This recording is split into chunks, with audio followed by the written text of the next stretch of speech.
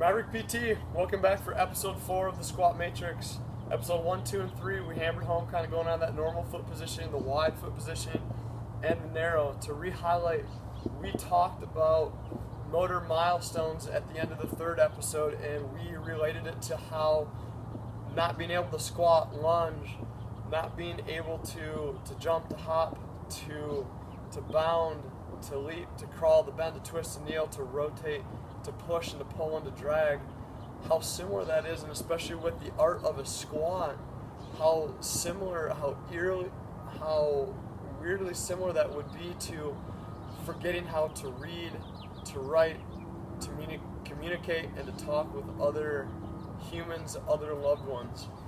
And so we want to preserve that ancient art. We also talked about how my bias kind of with the squats, which is kind of, I guess all in all what a lot of this is, it's just kind of sharing what's worked well for myself and the individuals that I've had the honor to be able to work with, how just kind of these parallel foot progressions and stances I very rarely ever use, because I feel like we can get much better feedback and drive much better purpose, facilitate much better three-dimensional purpose throughout the chain when we go with these staggered foot positions to get more rotational mobility throughout kind of the whole chain. So what we're going to do right now in this segment, in episode 4, I'm going to show you some progressions with kind of rotational reaches.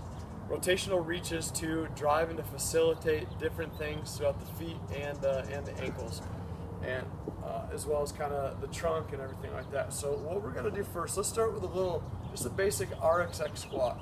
An RXX squat, in the first episode we had our reaches straight forward. Well, right now we have access to 180 degrees and more of freedom to kind of rotate and to be able to wind and load stuff up. So I love the transverse plane reach progressions. It's 2 arms, single arm, so the bilateral, unilateral stuff, to load up different things a little more specifically. So if I were in an RXX position, I would start with kind of a rotation and reach to left anterior lateral, or kind of 45 degrees to the left. And the reason I will do that, and then 90 degrees, and then maybe I'll go after 135, all while keeping both feet pointed forward. So you're probably saying, well, what on earth is he doing that for? So a lot of different reasons. Let's talk about what's taking place first. I'm more weight bearing with that left lower extremity. The right lower extremity here, due to my in-sync rotation and reach kind of upper extremity driver, I get great rotation forward of the pelvis, so I'm getting a lot of good hip flexion. I'm then adding that in-sync rotational driver to, from the top down, feed into the right foot and the ankle. So when I have pelvis rotating left and I have an upper extremity driver rotating a little faster, a little further, I will get some good dorsiflexion and eversion of that right kind of foot and ankle complex, just kind of grossly speaking. We'll get into some wedges and everything like that and some other kind of crazy things later. Left foot and ankle, I'm getting good dorsiflexion and inversion, similar to what takes place in TZ2 of the foot and the ankle. I'm also getting a ton of internal rotation of that left hip. So if I have somebody that doesn't like internal rotation, TZ1 and TZ2, that can't, whether it's kind of the backswing of golf, throwing mechanics, any kind of swinging mechanics and stuff like that, I'll go after kind of loading that back hip on up into some rotation.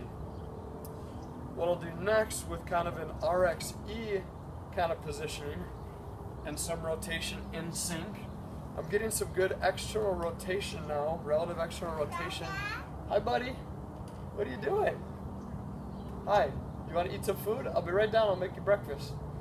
We're getting some good external rotation of this right hip, because pelvis, although everything is rotating to the left, so in sync, my top down upper extremity driver is going to be going faster and then further, which will take the pelvis to the left faster and further than what the femur is going. So it's a great kind of growing stretch, 45 degrees, 90 degrees, and then I'll go on up to kind of 120 right there.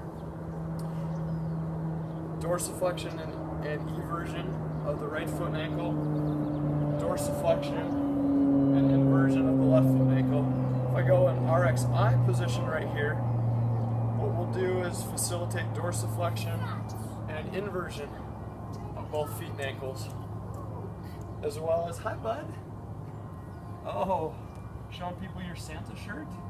Is it cold out? Yeah. Show people your Santa shirt? Yeah. Okay, come right here. Watch right here. Watch your squats. Can you show people how you squat? Can you squat? Can you squat for us? Watch. Can you do it? Dada does? Look.